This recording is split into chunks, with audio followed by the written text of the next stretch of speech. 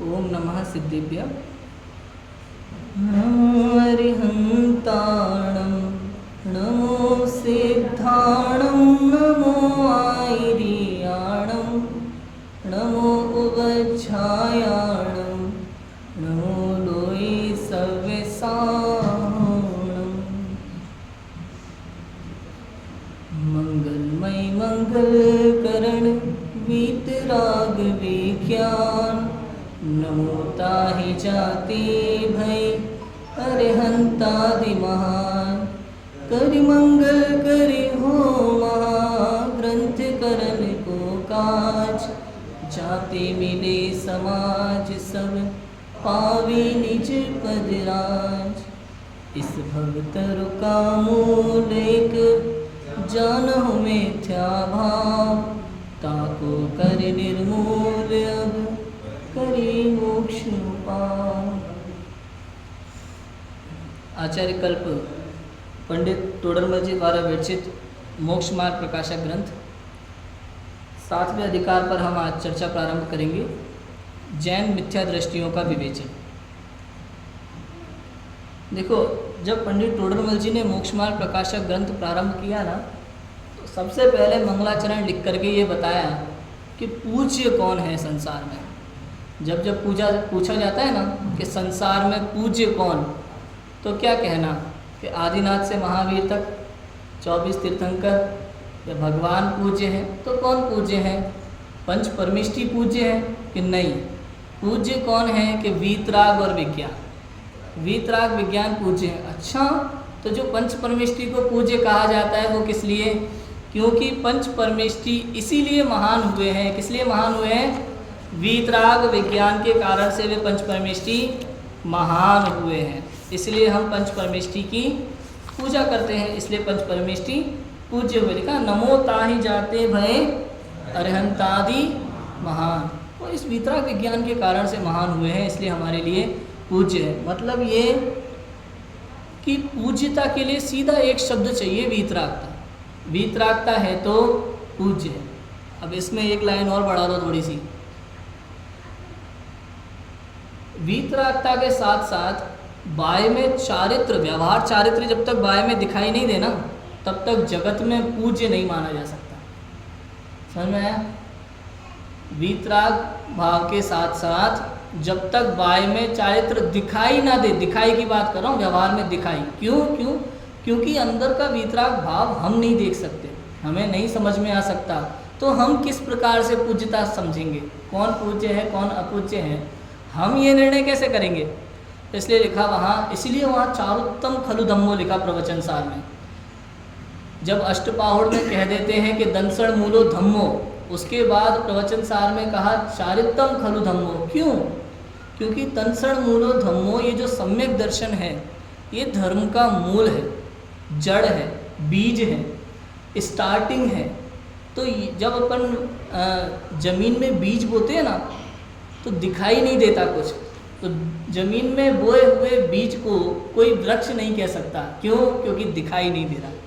और जब वो थोड़ा थोड़ा दिखाई देने लगता है तो समझ में आने लगता है ये पौधा है और ये आगे जा कर के वृक्ष बनेगा। ऐसे ही जब मूल में सम्यक दर्शन हो भी जाए ना तो भी बाहर वालों को पता नहीं चलेगा, इसलिए वहाँ पूज्यता नहीं कहा। सुन में निश्चय से तो वीतराग भाव ही पूज्य है, किंतु हमारी अपेक्षा से जब हम किसी को पूज्य कहेंगे तो बाह्य आचरण को देख करके कहेंगे, तब ये कहा जा सकता है कि पंच परमिष्टि हमारे लिए पूज्य है। बाह्य में 28 मूल गुणों का निर्तिचार पालन हो तो वो हमारे लिए पूज्य है, नहीं तो नहीं। समझ में आ गया? देखो कितनी बढ़िया बात है। अष्टपाहुड़ में उन्होंने कहा, कुंदकुंद आचार्य ने, कि दर्शनहीन वंदन योग्य ना, इस सम्यक दर्शन के बिना वंदन योग्य नहीं है। ये तो बात है श्रद्धा की, कि श्रद्धा ऐसी होना चाहिए कि दर्शनहीन वंदन योग्य ना। किंतु आप विचार करो, ये जो दिगंबर मुनिराज हैं, मान लो उनको 3 कषाय चौकड़ी का उपशम भी हो गया, ठीक है। 3 कषाय चौकड़ी का उपशम होने के बाद भी आहार करते करते, शौच करते करते, विहार करते करते, उपदेश देते देते उनके गुणस्थान गिरते और चढ़ते रहते हैं। पता है? कब वो 7वें 6वें से नीचे आ जाएं और कब वापस ऊंचे आ जाएं, तो हम पता कर ही नहीं सकते। कब वो पहले में आ गए, कब चौथे में आ गए, कब 5वें में आ गए, और कब वापस 7वां हो गया, 6ठा हो गया। ये सब अंदर चलता रहता है। तो हमारे लिए तो पूज्यता का लक्षण क्या रहेगा? बाय में केवल 28 मूल, बाय चारित्र, उस अपेक्षा। समझ में आ गया श्रद्धा की बात? श्रद्धा कैसी होना चाहिए, और हम बाहर में पूज्यता का लक्षण क्या देखेंगे। दोनों बातें हैं। देखो यहाँ पंडित टोडरमल जी ने पंच परमेष्टि को, वीतराग विज्ञान को नमस्कार करके, वीतराग विज्ञान के द्वारा जो महान हुए हैं ऐसे पंच परमेष्टि को नमन किया। वक्ता का स्वरूप बताया, श्रोता का स्वरूप बताया, इस ग्रंथ की सार्थकता बताई, सारी बातें लिखी। फिर उन्होंने दूसरे अधिकार में इस जीव को ये बताया, ये जीव जो है संसार में परिभ्रमण क्यों कर रहा है, संसार परिभ्रमण का स्वरूप बताया, संसार परिभ्रमण का कारण बताया कि ये जीव जो है संसार में परिभ्रमण क्यों कर रहा है। हम सबको ये प्रश्न होता है, बहुत सारे लोग कई बार ऐसा बोलते हैं, हमारी क्या गलती है, हमने ऐसा क्या किया कि हम अनादिकाल से संसार में भटक रहे हैं, ये विकारी भाव हो रहे हैं, ये परद्रव्य के निमित्त से हो रहे हैं। मैं तो सदाकाल शुद्ध हूँ, मेरा इन विकारी भावों से कोई संबंध नहीं है, कोई लेना देना नहीं है। और वास्तव में देखा जाए तो क्या मैं विकारी भाव का कर्ता हूँ? विचार करो, विकारी भाव का कर्ता मैं हूँ, क्या मैं क्रोध कर सकता हूँ? ये सोचो।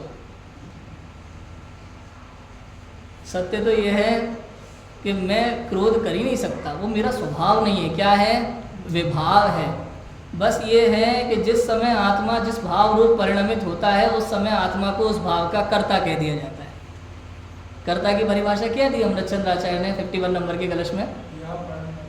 यह परिणमति स कर्ता, अर्थात जो परिणमित होता है वो करता है। अगर आप क्रोध रूप परिणमित हुए तो आप क्रोध के कर्ता, और स्वभाव रूप परिणमित हुए तो स्वभाव के कर्ता, क्षमा रूप परिणमित हुए तो क्षमा भाव के कर्ता, स्वभाव के कर्ता। तो देखा जाए ना, तो मैं इन विकारी भावों का भी कर्ता नहीं हूँ। अगर कर्ता मान लिया जाए तो फिर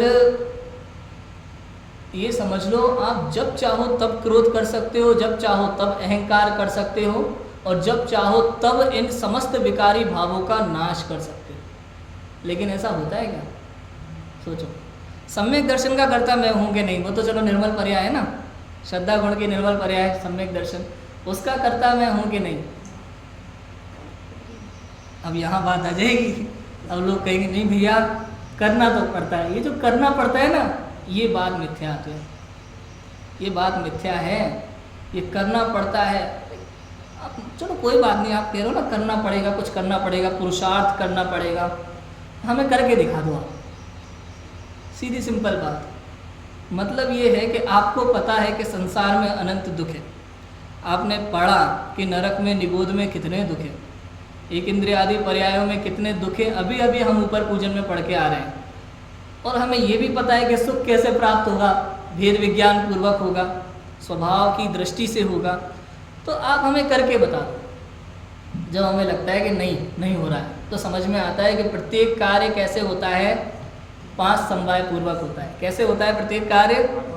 5 समवाय पूर्वक होता है। ना तो यहाँ स्वभाव, ना पुरुषार्थ, ना काललब्धि, ना भवितव्यता और ना निमित्त, किसी भी एक से कभी भी कोई कार्य नहीं होता। जब भी कोई कार्य होगा तो 5 उपस्थित रहेंगे ही रहेंगे। ये बहुत महत्वपूर्ण विषय है। इस विषय पे मैंने रिसर्च आर्टिकल भी लिखा हुआ है एक, 5 समवाय पूर्वक ही कार्य की सिद्धि। क्योंकि क्या होता है, कभी कभी जिनवाणी में क्या है, हम कथन पढ़ते हैं ना, तो शास्त्रों में तो अलग अलग अपेक्षा से कथन है और हम उसे ठीक से समझ नहीं पाते, और वैसा ही एकांतवाद ग्रहण कर लेते हैं और जिंदगी भर दुखी रहते हैं।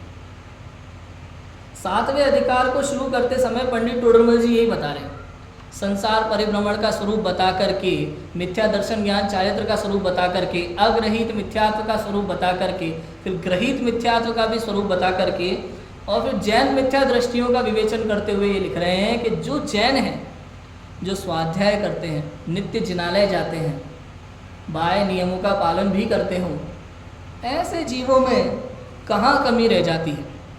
उसकी चर्चा यहाँ पंडित टोडरमल जी कर रहे हैं। मतलब सीधी सिंपल शब्दों में कहें तो हमारी चर्चा यहाँ पंडित टोडरमल जी कर रहे हैं। इस विषय को, ये मेरा बहुत फेवरेट विषय हो गया। अभी पौन्नूर में 7वां अधिकार समाप्त ही करके मैं आया हूँ यहाँ पे, और यहाँ से जाके मुझे 8वां अधिकार शुरू करना है। तो इसको पढ़ते समय मुझे बहुत आनंद आया। मैंने जितना, ये समझ लो कि शुरू के 6 अधिकार में जितना समय मैंने लिया, उतना समय मेरे को अकेला 7वां अधिकार में लिया लगा है। तो एक एक पैराग्राफ पढ़ने में बहुत आनंद आया है। तो हम लोग क्या करते हैं, शास्त्रों के कथन को सर्वथा ग्रहण कर लेते हैं, तो वो कथन है उस समय किसी अपेक्षा से। कहीं कहीं शास्त्रों में आपको स्वभाव की अपेक्षा से कथन मिलेगा कि भाई अपने स्वभाव में लीन हो जाओ, इसके अलावा तुम्हें कुछ करना ही नहीं है। समझ, स्वभाव की अपेक्षा से कथन, स्वभाव ही महान है, मैं जो हूँ उसकी पहचान कर, उसका निर्णय कर, उसका अनुभव कर। समझ, ये स्वभाव अपेक्षा से कथन होता है। अब इसमें भी देखो, पुरुषार्थ, जब पुरुषार्थ की अपेक्षा से कथन होता है ना, वहाँ केवल करने की शैली होती है। तू कर कर कर, बार बार ये कहेंगे कर, तेरे करे बिना नहीं होने वाला। इसमें भी 9वें अधिकार में पंडित टोडरमल जी ये लिख रहे हैं, पुरुषार्थ से ही मोक्ष की सिद्धि। समझ में? तो ये जो करने वाली भाषा है, यहाँ समझना, ये कथन पुरुषार्थ की अपेक्षा से किया जा रहा है। किस अपेक्षा से किया जा रहा है? पुरुषार्थ की अपेक्षा से कथन किया जा रहा है। श्लोक है ना वो समय सार का, अयि कथमपि मृत्वा तत्व को तू हलिसन, है ना, अनुभव मूर्ति पार्श्ववर्ती मूर्तम, मर करके भी, बच करके भी, कैसे भी करके तू तत्व का कौतूहली हो। ये जो कलश, ये क्या है? ये पुरुषार्थ की अपेक्षा से कथन है। अब ये अगर आप कर भी लो, कितना करोगे मुझे बताओ? अगर काल लब्धि नहीं होगी, भवितव्यता नहीं होगी, तो वो पुरुषार्थ कमजोर रह जाएगा आपका। कैसा रह जाएगा? कमजोर रह जाएगा। समझ में नहीं आई बात? अब कहोगे काल लब्धि भवितव्यता पे छोड़ दिया आपने पूरी बात, नहीं। लेकिन सत्य यही है कि काल लब्धि भवितव्यता होती है तब बाकी समवाय भी होते हैं, निमित्त भी होता है। बिना एक के, अगर 4 में से 5 में से एक भी नहीं है ना, तो आपका वो कार्य नहीं होना है, ये समझ लेना। मतलब अभी वो कार्य होना ही नहीं है, इतना समझ लेना। ये सब बातें समझ करके हमें क्या समझ में आता है? ये बातें हमें निर्भर करती हैं। किससे निर्भर करती हैं? संसार की समस्त चिंताओं से निर्भर कर देती है बातें। मतलब संसार में कोई भी कार्य होना हो तो, और मोक्ष मार्ग में कोई भी पर्याय प्रकट होनी हो तो, सब कुछ सहज अपनी योग्यता से होगा, और सहज मेरे अंदर उस भाव रूप पुरुषार्थ भी जागेगा। मतलब मुझे क्या करना है? मुझे केवल तत्व विचार करना है और कुछ नहीं करना। क्या करना है मुझे? तत्व विचार के अलावा मुझे कुछ नहीं करना। ये कह रहे हैं। कल से पूजा पाठ करें कि नहीं करें? प्रश्न आ गया ना भाई, आपने कह दिया तत्व विचार के अलावा कुछ नहीं करना, तो कल से पूजा पाठ करना है कि नहीं करना? पंडित जी ये बताओ। बिल्कुल करना है।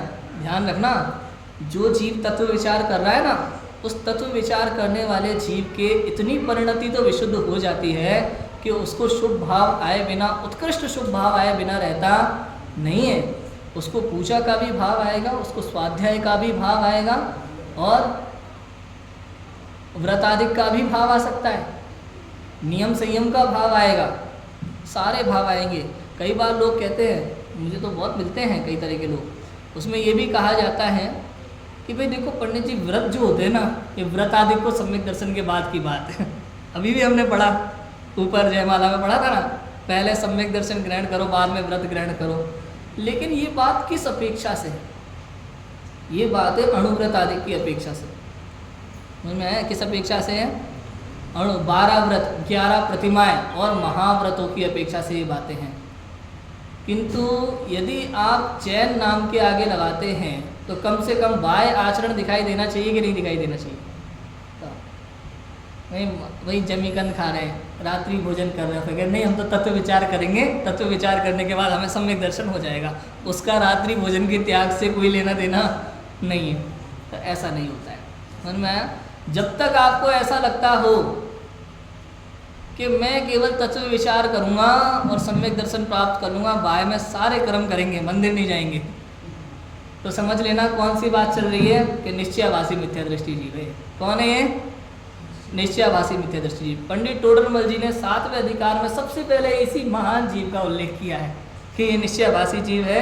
इस जीव के किस प्रकार के परिणाम होते हैं कि ये सबसे पहले तो शास्त्र पढ़ने के बाद मंदिर जाना छोड़ देता है, समझ में आया, और रात्रि भोजन शुरू कर देगा, कंदमाल मूल आदि खाना शुरू कर देगा, और सारे कर्म करेगा, बाहर में मूवी देखने जाएगा, लेकिन मंदिर नहीं जाएगा। क्यों? क्योंकि देखो ऐसा है, मंदिर जाना तो क्या है, शुभ भाव है, वो आश्रम का कारण है, और हमें तो आश्रम से बचना है, आश्रम वन से हमें तो क्या करना है, बचना है ना, हमें इससे बचना है, इसलिए हम इसको छोड़ देंगे। ऐसा कभी नहीं करना, बहुत बड़ी गलती है। देखो पेज नंबर 206, थोड़ा सा निश्चयाभासी की चर्चा करेंगे। तो निश्चयाभासी, व्यवहाराभासी, उभयाभासी, थोड़ी थोड़ी इसकी चर्चा करके हम सम्यक सन्मुख मिथ्या दृष्टि वाले प्रकरण पे आगे बढ़ेंगे। पेज नंबर 206, निश्चयाभासी जीव की सोच कैसी है, इस एक पैराग्राफ से हम समझेंगे। एक शुद्धात्मा को जानने से ज्ञानी हो जाते हैं। क्या हो जाते हैं? एक शुद्धात्मा को जानने से ज्ञानी हो जाते हैं, अन्य कुछ भी नहीं चाहिए और कुछ नहीं चाहिए।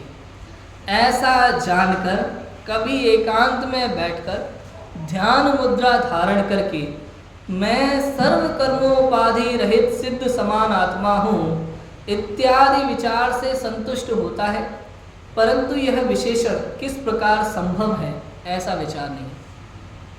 अथवा अचल अखंड अनुपमादि विशेषण द्वारा आत्मा को ध्याता है, सो ये विशेषण अन्य द्रव्यों में भी संभवित है, तथा यह विशेषण किस अपेक्षा से है, सो विचार नहीं है। और कदाचित सोते बैठते जिस जिस अवस्था में ऐसा विचार रखकर अपने को ज्ञानी मानता है, ज्ञानी के आश्रम बंद नहीं है, ऐसा आगम में कहा है। इसलिए कदाचित विषय कषाय रूप होता है, वहाँ बंद होने का भय नहीं है, स्वच्छंद हुआ रागादि रूप प्रवर्तता है। ये निश्चयाभासी जीव के विचार हैं, निश्चयाभासी जीव की प्रवृत्ति है कि वो जीव कैसा करता है। सबसे पहले तो एक शुद्धात्मा को जानने से ज्ञानी हो जाते हैं, ज्ञानी हो जाते हैं माने सम्यक दृष्टि हो जाते हैं, और कुछ नहीं चाहिए, इसके अलावा कुछ नहीं चाहिए। बाहर में कोई आचरण नहीं चाहिए, पूजा पाठ की जरूरत नहीं है, बस एकांत में बैठ करके अपने शुद्धात्मा में लीन हो जाओ। तो ऐसे शुद्धात्मा में लीन होते हैं नहीं। अब देखो एकांत में बैठ के वो विचार क्या कर रहा है, ये महत्वपूर्ण है। वो अपने आप को वर्तमान में सिद्ध अनुभव करना चाहता है, जबकि ऐसा तो है ही नहीं, और जैसा है नहीं वैसा विचार कर रहा है तो मिथ्या दृष्टि में उसका विचार ही गलत दिशा में हो रहा है पूरा। वास्तव में क्या है? वास्तव में ऐसा है कि जीव को द्रव्य दृष्टि से पूर्णतः शुद्ध बताया है, एकदम शुद्ध द्रव्य दृष्टि से सिद्ध समान है। जो निगोद में सो ही मुझ में सो ही मोक्ष मजार, ये जो बात है ये द्रव्य दृष्टि की अपेक्षा से बात है। किंतु वर्तमान में क्या है? वर्तमान में तो पर्याय अशुद्धि है। वर्तमान में मैं कर्मों से बंधा हुआ स्वयं को मान रहा हूँ, समझ में आया? वर्तमान में ज्ञान वर्णादि 8 कर्म स्थिति में मौजूद हैं, और ऐसी स्थिति में जब वो स्वयं को सिद्ध समान सुखी अनुभव करे तो कहते हैं अपने आप को धोखा दे रहा है, धोखा दे रहा है अपने आप को। बात को किस समय किस अपेक्षा से समझना। अनुभव के काल में इस जीव को शुद्ध द्रव्य के साथ साथ, त्रैकालिक शुद्ध द्रव्य के साथ साथ अपनी वर्तमान पर्याय की भी स्वीकृति होती है। समझ में आ रहा है?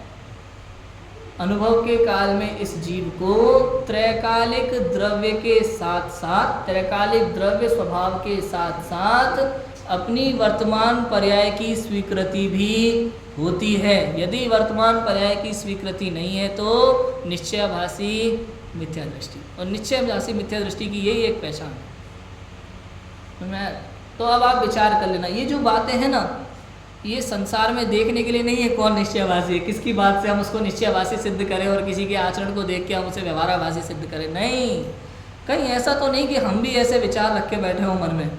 क्यों? क्योंकि हम सभी स्वाध्याय करते हैं, हम सभी स्वाध्याय करते हैं। हो सकता है कभी शास्त्र की कोई बात, हम कोई अपेक्षा हमें समझ में ना आई हो और हम उस एकांत कथन को सर्वथा ग्रहण करके बैठ गए हों, तो बहुत बड़ी गड़बड़ हो जाएगी। इसीलिए पंडित टोडरमल जी ने 7वां अधिकार लिख के हमें एकदम निश्चिंत कर दिया कि आप समझ लो भैया, पहचान लो कि किस प्रकार से कथन होते हैं और किस प्रकार से हमें जिनवाणी के कथन को समझना है। क्लियर है? तो निश्चयाभासी जीव की प्रवृत्ति कैसी होती है, निश्चयाभासी कैसा मानता है कि एक तो वो स्वयं को वर्तमान में पूर्ण शुद्ध अनुभव करता है, बिल्कुल सिद्ध समान, स्वयं को भगवान मान के बैठा है। अब उसे भगवान बनने के लिए कुछ करना नहीं है, नहीं मैं तो भगवान हूँ, मैं तो बना बनाया भगवान हूँ, अब मुझे भगवान बनने की ज़रूरत नहीं है। ये निश्चयभासी की दृष्टि है। ये जो कथन था ये द्रव्य अपेक्षा से था, या भावी नैगम नय से आप इसको कह सकते हो कि मैं भविष्य में भगवान बनूंगा लेकिन वर्तमान में तो संसारी ही हूँ, पहले गुण स्थानवर्ती। अब इसके अलावा इसको बाह्य आचरण में ये सारे काम करता है, मतलब ये विवाह भी करेगा, पुत्रादिक भी होंगे, मूवी भी जाएगा, खेलकूद भी करेगा, सारे काम करेगा, लेकिन मंदिर नहीं जाएंगे भैया। क्यों? क्योंकि मंदिर जाने से तो आश्रम बंद होता है। सबसे पहले ऐसे काम छोड़ते हैं, व्रत आदि को छोड़ेंगे, ये जो रात्रि भोजन का त्याग है, कंदमूल आदि का त्याग है, सबसे पहले उसको छोड़ देते हैं। ये कौन से जीव हैं? ये निश्चयाभासी मिथ्या दृष्टि जीव हैं। दूसरे नंबर पे आते हैं व्यवहाराभासी मिथ्या दृष्टि जीव। व्यवहाराभासी मिथ्या दृष्टि जीव को पंडित टोडरमल जी ने यहाँ 4 प्रकार से बताया कि 4 प्रकार के व्यवहाराभासी मिथ्या दृष्टि जीव होते हैं। पहले तो कुल अपेक्षा धर्मधारक व्यवहाराभासी मिथ्या दृष्टि जीव। दूसरे परीक्षा रहित आज्ञानुसारी धर्मधारक व्यवहाराभासी मिथ्या दृष्टि जीव। तीसरे हैं सांसारिक प्रयोजनार्थ धर्मधारक व्यवहाराभासी मिथ्या दृष्टि जीव। और चौथे हैं धर्म बुद्धि से धर्मधारक व्यवहाराभासी मिथ्या दृष्टि जीव। ठीक है, देखो व्यवहाराभासी जीव में क्या होता है, ये जो शास्त्र में जितने भी व्यवहार की अपेक्षा से कथन है ना, उसी को स्वीकार करता है कि ये जो व्यवहार में कथन कहें यही मोक्ष मार्ग है। समझ में आया? कई बार बाहर में कहा जाता है भाई महाव्रत आदि मोक्ष मार्ग है, मुनि धर्म अंगीकार करना मोक्ष मार्ग है। अब वो इसके अंदर की बात को नहीं समझता, केवल बाहर की बातों को ग्रहण कर लेता है। अब कुल अपेक्षा धर्मधारक जो है वो तो अपने आप को कुल से ही धर्मधारक मानते हैं। क्यों? क्योंकि उनके दादा परदादा कोई ज्ञानी जीव रहे होंगे, उनके कुल में किसी ने मुनिव्रत आदि ग्रहण किए होंगे, तो वो मानता है हमारे दादा परदादा ने ग्रहण किए ना, वो धर्मात्मा थे तो हम भी धर्मात्मा हैं। जैसे राजा का बेटा राजा होता है और सुनार का बेटा सुनार है, उसी अपेक्षा से यहाँ वो अपने आप को धर्मात्मा का बेटा होने से धर्मात्मा मान लेता है, जबकि ऐसा तो होता नहीं। समझ में आया? ये जितनी भी जाति इत्यादि के ना, ये भी वास्तव में आपके काम के आधार पर ही होती है। जैसे सुनार है सोनी, वो सोने का काम कर रहा है, तो ज़रूरी नहीं है उसका बेटा वो काम करे, वो कोई दूसरा काम कर रहा है तो वो उस जाति का हो गया। ये सारे भेद उसी अपेक्षा से हैं। ठीक है, जो जो काम करता है वो उस जाति का माना जाता है। 4 वर्ग विभाजित किए ना, कौन कौन से हैं 4 वर्ग? ब्राह्मण, क्षत्रिय, वैश्य और शूद्र। जो रक्षा करते हैं वो क्षत्रिय कहलाते हैं, जो व्यापार करते हैं वैश्य कहलाते हैं। शूद्र मतलब जो शिल्पकार होते हैं, महल इत्यादि बनाते हैं, वो शूद्र कहलाते हैं। अभी तो वर्तमान में शूद्र मतलब नीची जाति, जो टॉयलेट वगैरह साफ करते हैं उनको शूद्र कहा जाता है। ऐसा नहीं है, शूद्र माने जो शिल्पीकार, जो महल इत्यादि बनाते हैं, मूर्तियाँ आदि बनाते हैं, ये शिल्पकार, ये शूद्र कहलाते हैं। और ब्राह्मण जो ज्ञान ध्यान का काम करते हैं, पढ़ते पढ़ाते हैं। और ये सभी जैन होते हैं, सभी जैन होते हैं। उस काम की अपेक्षा से उसका वर्ग विभाजित किया है, इस तरह से है। और ये अपने आप को कुल अपेक्षा धर्मधारक व्यवहाराभासी जो मिथ्या दृष्टि जीव है, वो ये समझता है अगर हमारे पिताजी ब्राह्मण रहे हैं, उनने ज्ञान ध्यान का काम किया है, तो हम भी अब ब्राह्मण कुल शुरू हो गया। समझ में आया? वो हमारे पिताजी क्षत्रिय तो हम भी क्षत्रिय, उन्होंने व्यापार किया तो हम भी वैश्य। तो उस अपेक्षा से ये अपने आप को समझते हैं। परीक्षा रहित आज्ञानुसारी धर्मधारक व्यवहाराभासी मिथ्या दृष्टि जो है, ये परीक्षा करने में विश्वास नहीं रखते, ये आज्ञा मानते हैं, ये बहुत आज्ञाकारी जीव हैं। इनसे जो कह दोगे ना, वो ये आंख बंद करके भरोसा कर लेते हैं, हाँ ऐसा है। जिसने जो कह दिया उसको ये वैसा का वैसा मान लेते हैं, अपना दिमाग चलाना ही नहीं, बिल्कुल विचार ही नहीं करना कि सही है कि नहीं। समझ में आया? ये लोग हैं परीक्षा रहित आज्ञानुसारी धर्मधारक व्यवहाराभासी मिथ्या दृष्टि। अब यहाँ लगाना जरा विचार अपने अपने में आप, कि जगत में जो भी परंपराएं चलती हैं, यदि हम उनको आंख बंद करके स्वीकार कर लेते हैं तो हम किस श्रेणी में आएंगे?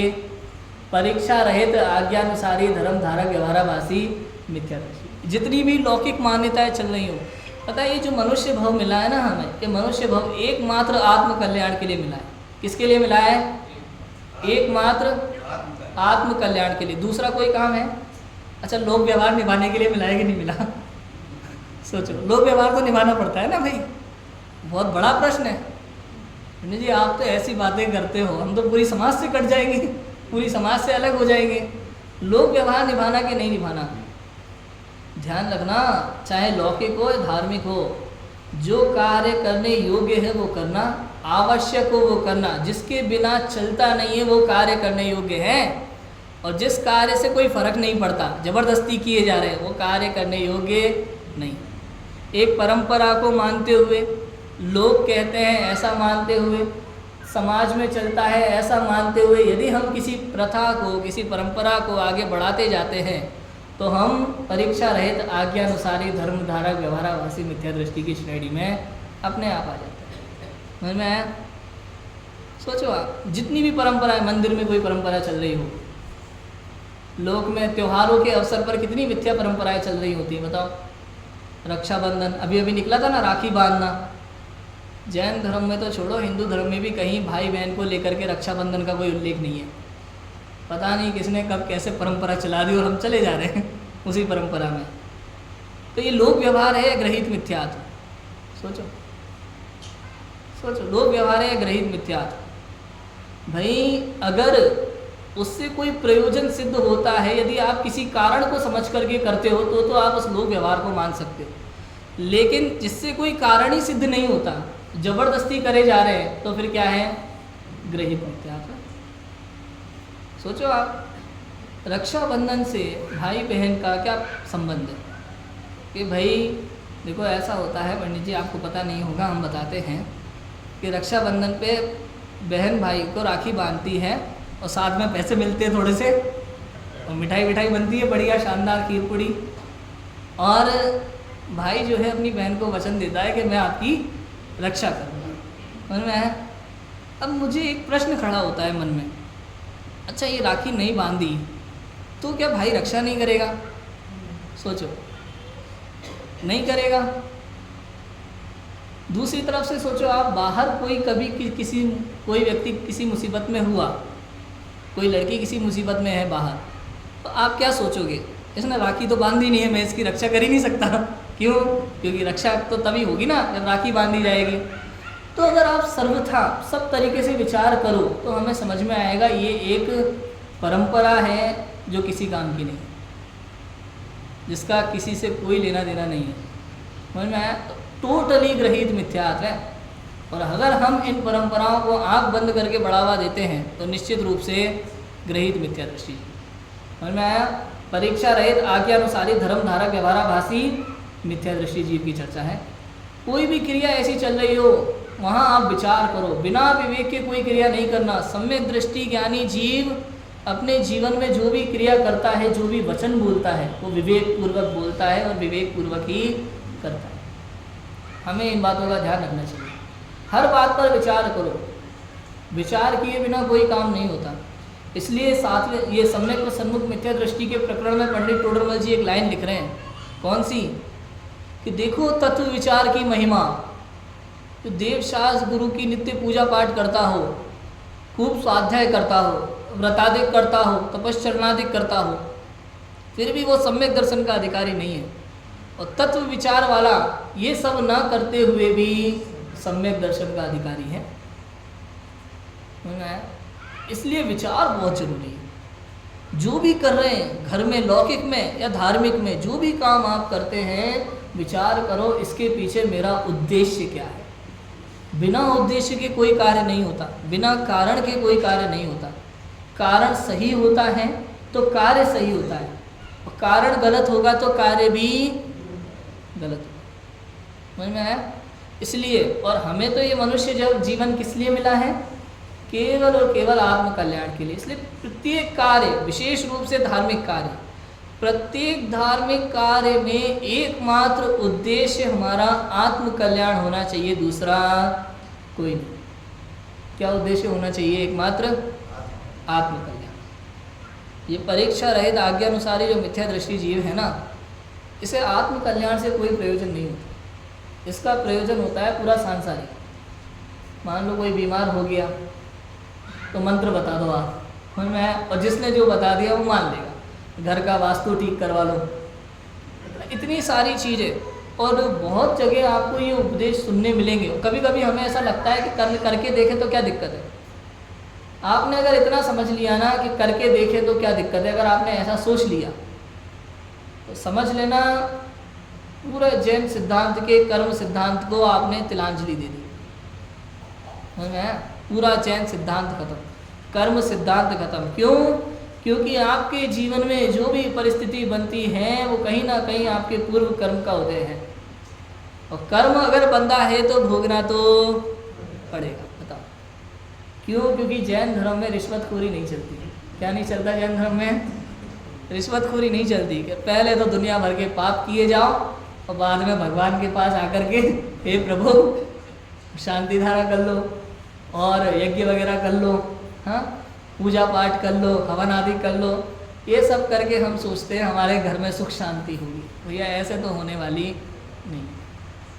लौकिक में ये चल जाता है कि आप अगर गलत से गलत काम भी कर दो ना तो पुलिस को, जज को भी रिश्वत दे करके आप बाहर निकल सकते हो, लेकिन यहाँ ऐसा नहीं है। और जिन मतों में भगवान को कर्ता माना जाता है वहाँ तो इस बात की गुंजाइश हो सकती है। हमारे यहाँ तो सब ऑटोमेटिक व्यवस्था है, पर ऑटोमेटिक व्यवस्था में कुछ किया जा सकता नहीं। तो आप सोचो, विचार करो, अब किसी भी चीज़ में लगा लो। क्यों इस दृष्टि से हम सोचते हैं ना तो हमें सारा विषय क्लियर होता है।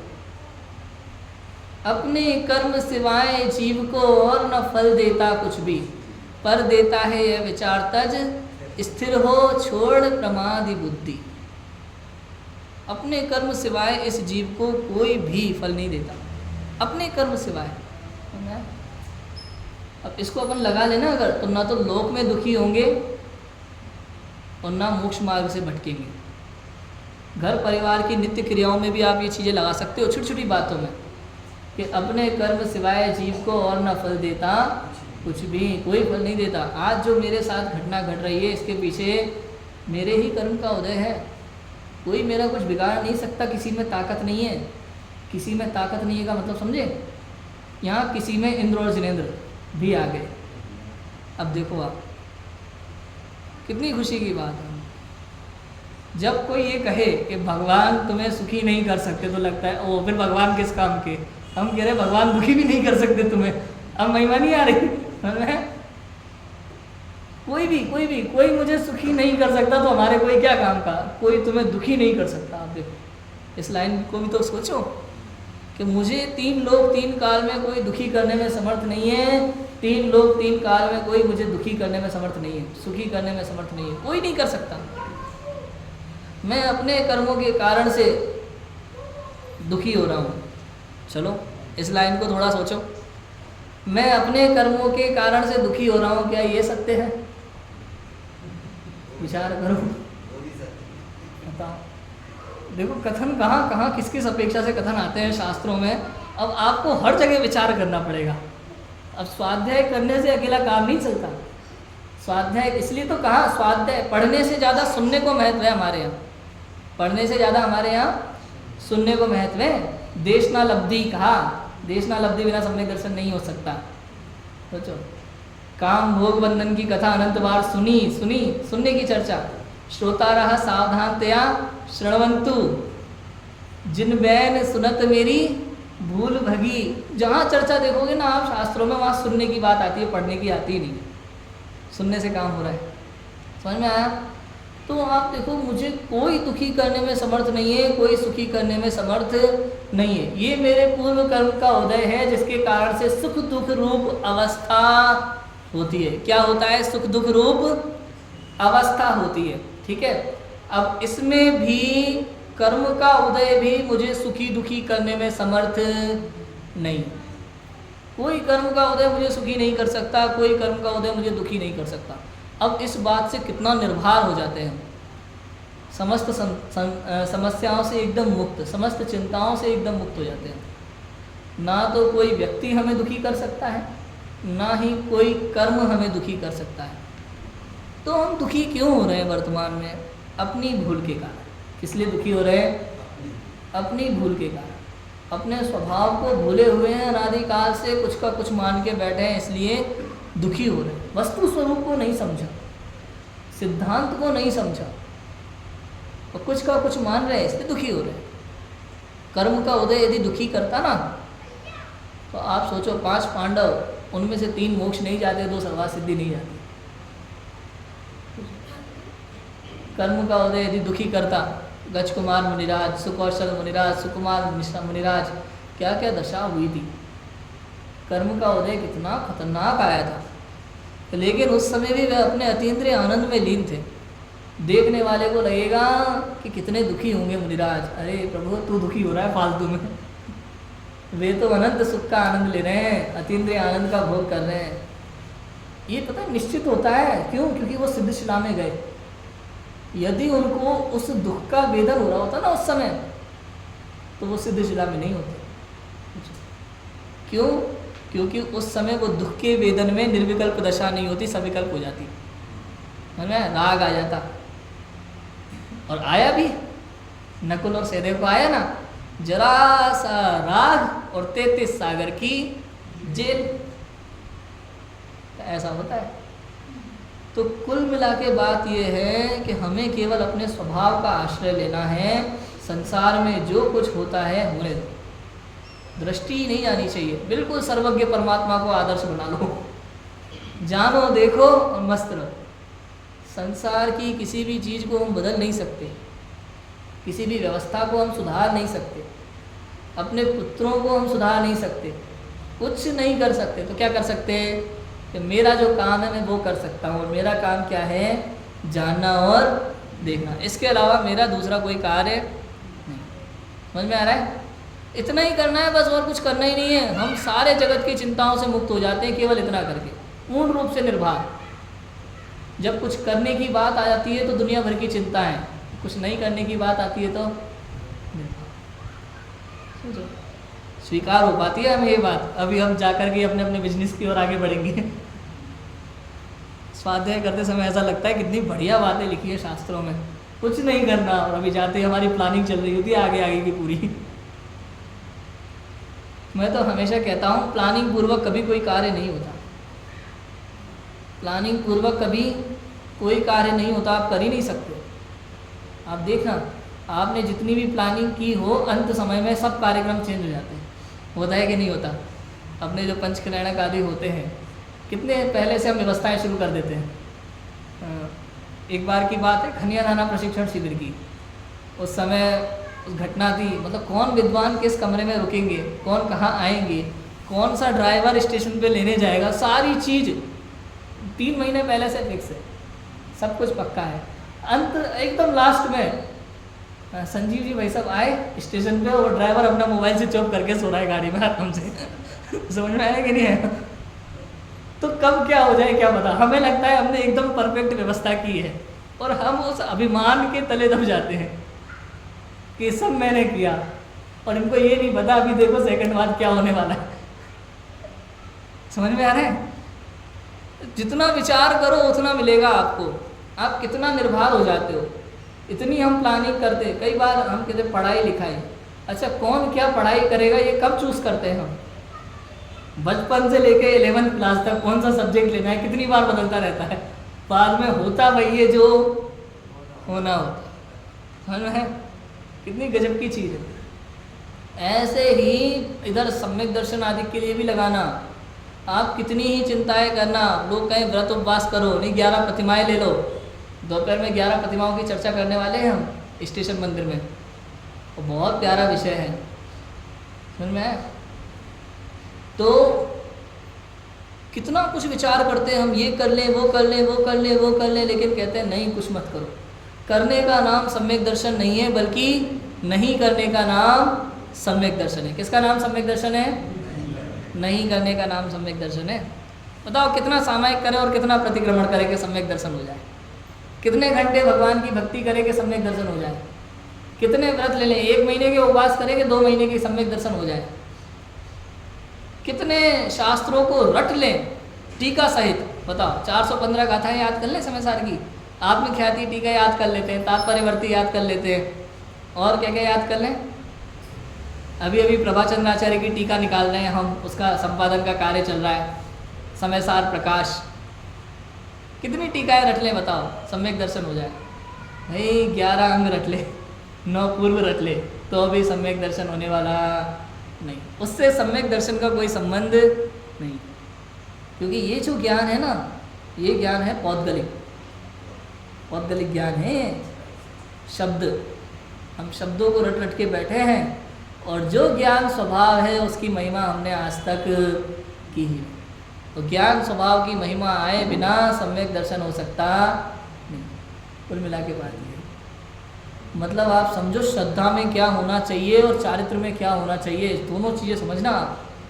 श्रद्धा में ये स्वीकार करो कि आत्म स्वभाव द्वारा ही सम्यक दर्शन और मोक्ष मार्ग है, और चारित्र में बाय में सदाचरण दिखना ये भी उतना ही आवश्यक है। कहेंगे ये श्रद्धा में ये रहेगा कि पूजा पाठ से सम्यक दर्शन नहीं होता, व्रत आदि से सम्यक दर्शन नहीं होता, और पूजा पाठ भी करेंगे और व्रत आदि भी करेंगे। बात समझ में आ रही है? ये ज्ञानी जीव की परिणति ऐसी होती है। केवल कही हुई बातों को नहीं मान लेना, समझ में आया? परीक्षा रहित आज्ञा अनुसारी धर्म धारक व्यवहाराभासी मिथ्या दृष्टि क्या करता है? परीक्षा नहीं करता, आज्ञा जैसा कह दिया वैसा मान लिया इसे, और अपने आप को धर्मात्मा समझता है। यहाँ पंडित टोडरमल जी हर शब्द में धर्म धारक लगा रहे हैं, वो अपने आप को धर्मात्मा मान करके बैठ जाते हैं। समझ में आया? तो ऐसा होता है। इसके बाद में तीसरा है सांसारिक प्रयोजनार्थ धर्मधारक व्यवहाराभासी मिथ्या दृष्टि। ये केवल सांसारिक प्रयोजन के लिए धर्म करता है, संसारी जीवों को दिखाने के लिए करता है। एक तो आजीविका के लिए करता है, एक अपनी प्रशंसा के लिए कर सकता है, कहते हैं ना मंच माला और माइक, इन सब के लिए धर्म के कार्य करेगा। देखो बहुत साधारण सी बात है, सिंपल सी बात है, समझने जैसी बात है कि धर्म तो मात्र आत्म कल्याण का नाम है, आत्म स्वभाव का नाम है, उसी का नाम धर्म है, दूसरा तो कुछ धर्म होता नहीं। ये सब धार्मिक क्रियाएं कहलाती है। इन धार्मिक क्रियाओं में भी प्रयोजन मात्र आत्म कल्याण होना चाहिए। क्या होना चाहिए प्रयोजन? आत्म कल्याण। तो पंडित जी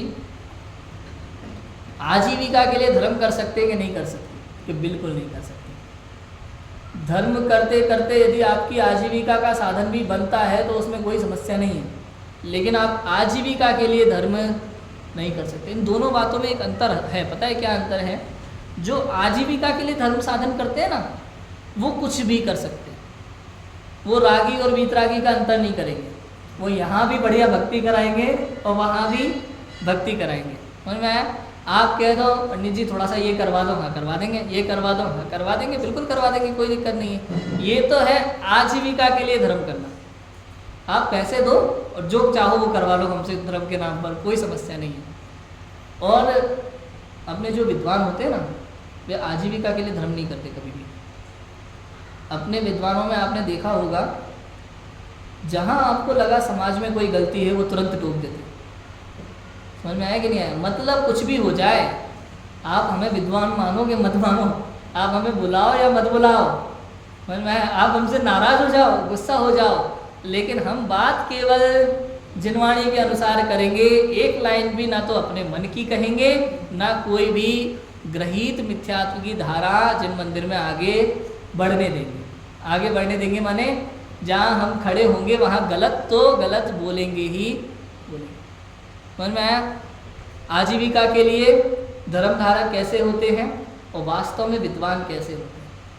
कई बार ऐसा होता है, हम लोग समाज में जाते हैं ना, तो बोलते हैं पंडित जी यहाँ तो ऐसा ही होता है। जब ऐसा ही होता है और यहाँ शास्त्र में ऐसा लिखा है, अगर आपको शास्त्र की बात स्वीकार नहीं करनी है, नहीं समझनी है, तो विद्वान बुलाते क्यों? आपका जो चल रहा है चलाओ। समझ में आया कि नहीं आया? तो विद्वान बुलाने का मतलब ये है कि हमारे यहाँ जो चलता है उसके बारे में हमें जानकारी नहीं है। आप हमें शास्त्र में पढ़ के बताओ सही क्या है, तो हम अपनी भूलों को सुधारें। यही तो मतलब है ना 10 लक्षण में, अष्टांगिका में और विद्वान बुलाने का। तो उससे वो बातें समझ में आती हैं। सांसारिक प्रयोजनार्थ धर्मधारक व्यवहाराभासी मिथ्या दृष्टि केवल विषय कषाय का पोषण करता है। विषय कषाय का पोषण करता है। जरा जरा सी चीज़ में केवल सांसारिक प्रयोजन उसका सिद्ध होना चाहिए। उसको धर्म से कोई लेना देना नहीं होता, क्या धर्म क्या है ये भी उसको पता नहीं होता, केवल उसको प्रशंसा चाहिए, धनादि का संग्रह करना होता है, इसके लिए वो धर्म करता है और अपने आप को धर्मधारक भी समझता है। एक होते हैं धर्म बुद्धि से धर्मधारक व्यवहाराभासी मिथ्या दृष्टि। ये जीव कैसे होते हैं, इन्होंने पढ़ा है भाई रत्नगण शाखाचार में कि देवशास्त्र गुरु के यथार्थ श्रद्धान, इसका नाम क्या है, सम्यक दर्शन। तत्वार्थ सूत्र में पढ़ लिया तत्वार्थ श्रद्धानम सम्यक दर्शनम। अब ये क्या करेगा, केवल अपने जिनेंद्र भगवान के पास आए, रागी भगवंतों के पास नहीं जाएगा, रागी शास्त्रों को नहीं पढ़ेगा, रागी गुरुओं के पास भी नहीं जाएगा। इसने क्या समझ लिया, सच्चे देवशास्त्र गुरु वीतरागी देवशास्त्र गुरु ही पूज्य हैं और उनके श्रद्धान से ही सम्यक दर्शन होता है। यहाँ आएगा वो पहचान बना ली उसने कि अपने सच्चे भगवान कौन है, कि भाई पास में स्त्री पुत्र इत्यादि नहीं दिखेंगे, अस्त्र शस्त्र नहीं दिखेंगे, वस्त्र आदि नहीं दिखेंगे, और ऐसा हमारा जो मंदिर बना हुआ है ऊपर, ये हमारा मंदिर है, ये हमारे भगवान, ये हमारे शास्त्र हैं, और नग्न दिगंबर पिच्छी कमंडल धारी जो होते हैं वो हमारे गुरु हैं। बस इसने इतना समझ लिया, इसके अलावा इसको डिटेल पता ही नहीं है। इसको ये पता ही नहीं है कि देवागम नभोयान चामरादि विभूतया ये हमारे लिए पूज्यता के लक्षण नहीं है, इसलिए वो देव महान नहीं है। देव महान क्यों है, अपनी वीतरागता के कारण से। किसके कारण से, वीतरागता के कारण से। तो ये धर्म बुद्धि से धर्मधारक जो मिथ्यादर्शी जीव है ना, व्यवहाराभासी, ये धार्मिक क्रिया करेगा, उपवास व्रत संयम पूजा 2-2 3-3 घंटे सब करेगा, लेकिन इसको ना तो देवशास्त्र गुरु का स्वरूप पता है, ना 7 तत्वों की सही समझ होती है। जीवा जीवाश्रव बंध संवर निर्जरा मोक्षास तत्वम, ये 7 तत्वों का सूत्र पढ़ लिया, इसके बारे में इनके लक्षण भी जान लिए, परिभाषाएं रट ली, लेकिन उसको उसके अंदर का भाव पता नहीं, समझ में आया। इसलिए उसके साथ ये सारी गलतियां होती हैं, तो उसे वो बातें समझ में ही नहीं आती। एक तत्वार सूत्र में सूत्र है, 9वें अध्याय का दूसरा सूत्र है कि सगुप्ति समिति धर्मानुप्रेक्षा परिचय जय चारित्र, मतलब गुप्ती समिति धर्म अनुप्रेक्षा इन सब से संवर होता है, समझ में आया। तो अब ये मानेगा भाई बोलेंगे नहीं, काय से कुछ करेंगे नहीं, ऐसे बैठे रहेंगे तो हमारा संवर हो जाएगा, समझ में आया। इसको ऐसा लगता है। अब इसने ये नहीं समझा कि भैया अंदर में जो वीतराग भाव है ना, उसके साथ में बाहर में ये दिखाई दे तो वहाँ संवर का मुख्य कारण तो अंदर में वीतराग भाव है, वीतराग परिणति है, बाह्य की क्रियाएं नहीं है। ये जो लिखा है वो इसलिए लिखा है क्योंकि अंदर में जब 3 कसाय चौकड़ी का अभाव हो जाता है तो बाह्य में सहज रूप से गुप्ती समिति धर्म आदि दिखाई देते, तो इसलिए उनको संवर का कारण कह दिया। लेकिन वास्तव में संवर का कारण तो क्या है, वीतराग भाव, वीतराग परिणति। इसलिए मैंने कहा था अभी ऊपर कि 7 तत्वों की डिटेल अगर पढ़ ली हमने तो समझ लो पूरा मोक्ष मार्ग समझ में आ गया। यही सारी भूलें हैं, ये आश्रम बंध और संवर निर्जरा का जो प्रकरण है ना, सारी मेन भूलें यहाँ हैं। कौन से भाव को हमने आश्रम मान लिया, कौन से भाव को बंध मान लिया। कुछ लोग कहते हैं कि नहीं, अशुभ भाव तो आश्रम है और शुभ भाव से बंध भी हो जाता है और निर्जरा भी हो जाती है। तो ऐसे कैसे हो जाएगा भाई, शुभ भाव से बंध भी हो जाए निर्जरा भी हो जाए, ऐसा तो पॉसिबल नहीं है। तो क्या होता है कि भाई जैसे मान लो कोई पंचम मूल स्थानवर्ती जीव है ना, तो उसके 2 कसाय चौकड़ी का अभाव है, तो उसके 2 कसाय चौकड़ी के अभाव रूप जो वीतराग परिणति है, उस काल में चाहे शुभ भाव हो चाहे अशुभ भाव हो, उसके उस 2 कसाय चौकड़ी का संवर चालू है। किसका संवर चालू है, उस वीतराग परिणति से। क्यों, क्योंकि वो कसाय अभी दबी हुई है। वहाँ बात उस अपेक्षा से है, लेकिन हम क्या समझ लेते हैं कि शुभ भाव में भी लिखा ना, चौथे पंचम मूल स्थान में भी, भाई शुद्धोपयोग के काल में भी। अशुद्धोपयोग के काल में आश्रम बंद होता है कि नहीं होता, बताओ, सोचो। शुद्धोपयोग के काल में संवर निर्जरा होती है, ये तो पता है। आश्रम बंद होता है कि नहीं होता, होता है, बिल्कुल होता है। हाँ, जितनी अभी विद्यमान है उदय में है, उनका आश्रम बंद चालू है कि नहीं है, बिल्कुल चालू है। तो ये सारी बातें विचार करने जैसी हैं, समझने जैसी हैं। अगर ये सारी बातें नहीं समझी और अपने आप को धर्मात्मा मान रहा है कि मुझे 7 तत्वों का पूरा ज्ञान है, तो वो कौन सा जीव है? धर्म बुद्धि से धर्म धारक व्यवहाराभासी मिथ्या दृष्टि जीव। ये जीव जो है ना मंद कषाय दिखाई देते हैं बाहर में मंद कषाय दिखाई देते हैं। इनके जीवन में धार्मिक क्रियाएं अधिक दिखाई देती हैं। सब कुछ होते हुए भी इनके तत्व चिंतन नहीं है। क्या नहीं है? इनके तत्व चिंतन नहीं है, तत्व विचार नहीं है। और तत्व विचार वाला सम्यक दर्शन का अधिकारी नहीं। समझ में आ गया? मतलब क्लियर है कि भैया शास्त्र स्वाध्याय करके किसी ने निश्चय नहीं की बातों को सर्वथा ग्रहण कर लिया हो तो वो निश्चयाभासी मिथ्या दृष्टि, उसके भी तत्व विचार नहीं है। जिसने व्यवहारिक आचरण वाली बातों को चरणान्यों के शास्त्र पढ़ के ऐसा ही करना है समझ लिया तो व्यवहाराभासी मिथ्या दृष्टि, उसके भी तत्व विचार नहीं है। और तीसरे जीव होते हैं उभयाभासी मिथ्या दृष्टि जीव। ये निश्चय को भी मानते हैं और व्यवहार को भी मानते हैं, ये कोई भेदभाव नहीं करते। भाई क्या होता है कि जिनवाणी में 2 प्रकार के कथन हैं। 2 प्रकार से मोक्ष मार्ग की बात कही ना, कि एक तो निश्चय मोक्ष मार्ग और एक व्यवहार मोक्ष मार्ग। और इनने ये 2 बातें पढ़ के कहा देखो ऐसा है, निश्चय वाले निश्चय करें, व्यवहार वाले व्यवहार करें, हम दोनों करेंगे, एक ना एक तो तुक्का लग ही जाएगा। पर मैं आएगा नहीं है, या तो निश्चय से चले जाएंगे या व्यवहार से चले जाएंगे। तो हम व्रत आदि भी सब करेंगे और थोड़ी बहुत देर 1-आध घंटा आत्मा में लीन होकर बैठ लेंगे, तो क्या है? समझ में आया? तो ये ना तो निश्चय को जानते हैं ना व्यवहार को जानते हैं और समझते हैं मैं निश्चयाभास, मैं सब कुछ जानता हूँ। ना निश्चय को जानते हैं ना व्यवहार को जानते हैं, समझते हैं मैं निश्चय व्यवहार दोनों को समझता हूँ और मैं दोनों प्रकार से मोक्ष जा सकता हूँ। कई ऐसा होता है ना, कई बार जैसे कुछ बच्चे ऐसे होते हैं पढ़ते तो नहीं है समझ में आया, लेकिन उनको गवर्नमेंट जॉब चाहिए, तो गवर्नमेंट जॉब के लिए सब तरह के फॉर्म भरेंगे और पढ़ना कुछ नहीं है। सोचते हो सकता है इसमें निकल जाए, हो सकता है इसमें निकल जाए, हो सकता है इसमें निकल जाए, और वो किसी में भी नहीं निकलते। ऐसा ही होता है उभयाभासी मिथ्या दृष्टि जीवों के साथ। ये निश्चयाभासी का प्रकरण पढ़ के स्वयं को वर्तमान में शुद्ध भी मान लेते हैं, सिद्धों जैसा, और व्यवहाराभासी वाली चर्चा करके व्यवहार न्याय की अपेक्षा से जो कथन आता है वो पढ़ करके व्रत आदि भी खूब करते हैं और इन्हें लगता है हम मोक्ष चले जाएंगे, जबकि ऐसा तो होता नहीं। अभी उभयाभासी के प्रकरण में पंडित टोडरमल जी ने बहुत सारी बातें लिखी हैं कि भाई इसमें परस्पर विरोध भी आता है कि तू अपने आप को शुद्ध मानता है तो व्रत आदि करने का प्रयोजन क्या रहा? क्यों? क्योंकि तू अपने आप को वर्तमान में भगवान मान रहा है, और जब वर्तमान में भगवान मान रहा है निश्चय कथन को सर्वथा स्वीकार करके, तो फिर तेरे व्रतादिक का कोई प्रयोजन बनता नहीं। लेकिन तू व्रतादिक भी करता है, तो सीधी सिंपल सी बात यहाँ ये निकल के आती है कि सारे जीव सब कुछ करते हैं लेकिन तत्व विचार नहीं करते। क्या नहीं करते? तत्व विचार नहीं करते। और यदि तुम्हें सम्यक दर्शन चाहिए तो तत्व विचार ही आवश्यक है और कुछ भी नहीं। ये जो सम्यक सन्मुख मिथ्या दृष्टि जीव है ना, ये केवल तत्व विचार कर रहा है। क्या कर रहा है? तत्व विचार कर रहा है। और इसके जीवन में किस प्रकार के तत्व विचार होते हैं इसकी पूरी चर्चा हम यहाँ कल से प्रारंभ करेंगे। आज हमने थोड़ा सा निश्चयभासी, व्यवहाराभासी, उभयाभासी को लिया है।